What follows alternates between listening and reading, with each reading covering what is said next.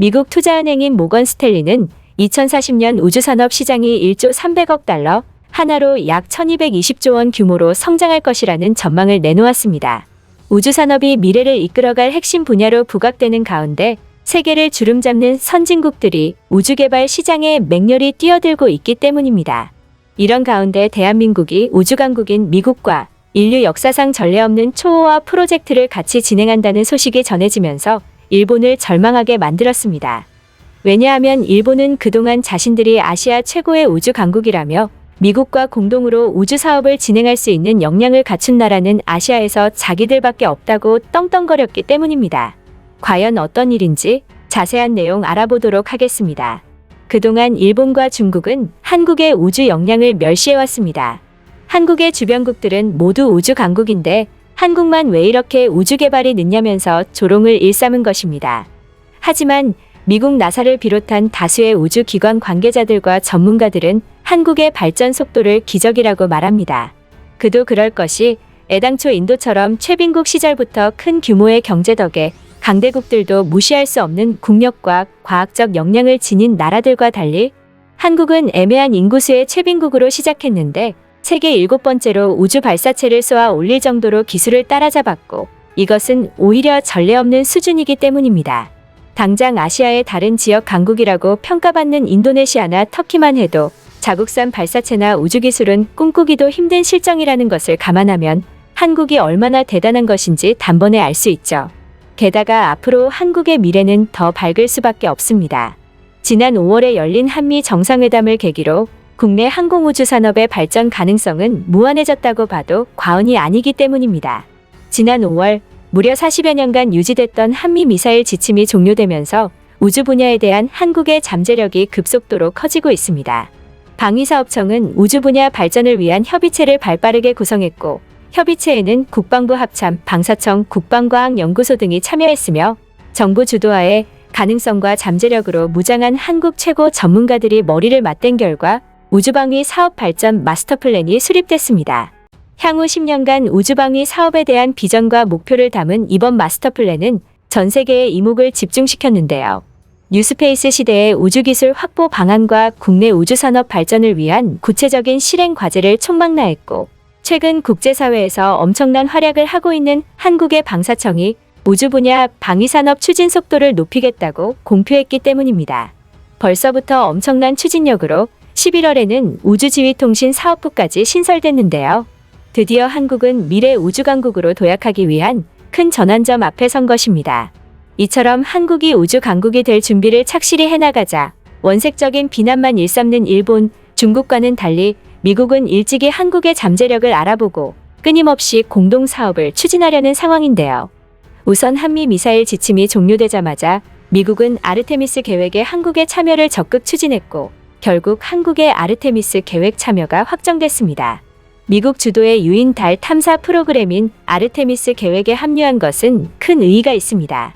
우주 개발에 가장 앞서 있는 미국과 함께 협력하여 우주 개발에 나설 수 있는 좋은 기회가 될 수 있고 독자 우주 발사체 기술과 경쟁력 있는 위성 기술을 확보한 위상을 갖춘 상황에서 아르테미스 협정 참여국들과 다양한 우주기술 분야를 협력할 수 있는 물꼬가 트였기 때문입니다.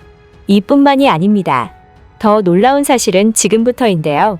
최근 미국은 인류 역사상 유례없는 초호화 프로젝트 사업에 한국의 참여를 적극 추진했습니다. 바로 현실판 아마겟돈, 현시대 미국의 우주공학 기술을 엑기스로 갈아넣어 지구 접근 천체의 궤도를 지구와 충돌하지 않도록 바꿔놓는다는 목적을 가진, 즉 지구 방위대 프로젝트에 한국을 끌어들인 것입니다.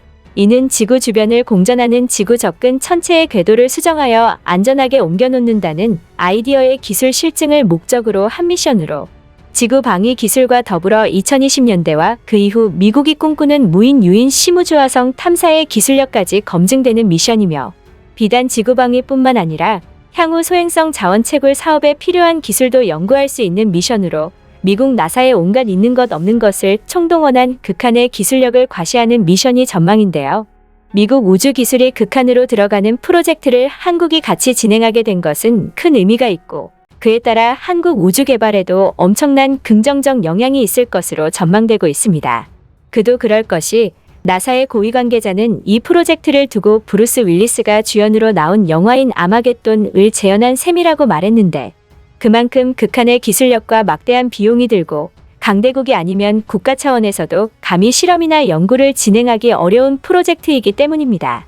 이를 두고 정부의 한 관계자는 정부와 민간이 국내 우주 사업에 박차를 가하고 있고, 특히 다양한 해외 주요 우주 프로젝트에 한국이 참가하고 있다는 것은 상당히 중요하다며, 누리호 1차 발사에 이은 2차 발사는 물론 소행성 고해 충돌 프로젝트, 아포피스 동행 비행 연구 등의 굵직한 해외 우주 사업에 한국이 적극적으로 가담하고 있는 것은 한국 우주개발의 청신호라고 밝혔습니다. 앞서 말했듯 흰국은 우주방위 사업 발전 마스터 플랜 수립을 통해 국내 우주기술 및 산업이 한 단계 도약해 10년 후에는 우주 비즈니스 시대를 연다는 목표하에 우주개발 로드맵을 제시하고 있는데, 국내 우주산업 역량을 한 단계 도약시킬 절호의 기회이기 때문입니다. 그렇다면 심우주 탐사 분야 최강국인 미국이 과연 어떠한 계기로 이런 초호화 프로젝트에 한국의 참여를 적극 추진한 것일까요? 나사와 존스 홉킨스대 응용물리학연구소 측은 한국에 러브콜을 보낸 이유는 한국 천문현 연구진이 잠재력과 경쟁력을 갖췄기 때문이라고 밝혔습니다. 문홍규 한국천문연구원 우주탐사그룹장도 한국이 이번 임무에 참여할 수 있었던 배경은 연구 측면에서 능력을 축적해왔기 때문이라며 미국의 앞선 연구 경험을 배우는 기회로 삼겠다고 말했죠. 사실 미국은 과거 소련에 비해선 동맹국 내의 국가들에게 군사, 항공우주 기술을 이전하는 것에 대해 엄청 인색한 국가로 평가받곤 했습니다. 미국의 자본 진영은 기술력 하나하나가 자국 기업들의 돈줄이었고, 그걸 유출시켜줄 리가 만무했기 때문입니다. 그런데 예외적으로 최후방국이라는 이유로 미국의 간간히 기술 이전을 받은 나라가 있었는데요. 바로 일본입니다. 30-40년 전에 한국이 타국 제품을 그대로 들여와서 조립만 하거나 베껴 쓰는 수준에 불과했을 때 일본은 미국의 기술적인 도움을 받아가며 성장한 것이죠.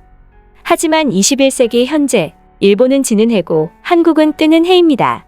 모든 분야에서 한국의 잠재력이 일본을 앞서고 있다고 해도 무방한 수준이 됐고, 우주 산업 역시 한국의 잠재력이 더 뛰어나다는 증거가 속속들이 나오고 있죠. 어쩌면 2020년대에는 달에서 한일전이 성사될 가능성이 높습니다. 달 착륙은 한 국가의 선도적인 발사체 기술력을 증명할 수 있는 척도로 꼽히는데, 한국과 일본에서 우주과학 핵심 정책으로 달 착륙을 거론하고 있는 상황이기 때문입니다.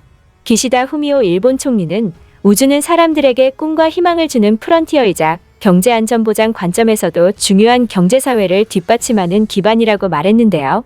이에 앞서 한국에서는 이재명 더불어민주당 대선 후보가 지난 22일 우수기술 자립으로 2030년까지 달 착륙 프로젝트를 완성하겠다는 목표를 담은 과학기술 분야 공약을 발표했습니다. 이 후보는 앞으로 우주기술, 우주산업이 미래 산업의 핵심 중 하나가 될 것이라고 보기 때문에 전문가들과 함께 2030달 착륙 프로젝트를 현실로 만들어 보겠다는 것이라고 말했죠. 그는 우리 역량과 경제력 수준에 비춰 충분히 가능하다고 생각한다며, 단순한 상징행위가 아니라 우리의 미래 산업을 이끄는 핵심적인 프로젝트가 될 것이라고 본다고 강조했습니다. 한국의 미래가 밝기를 기원합니다. 끝까지 시청해 주셔서 감사합니다. 구독과 좋아요 꼭 좀 부탁드립니다.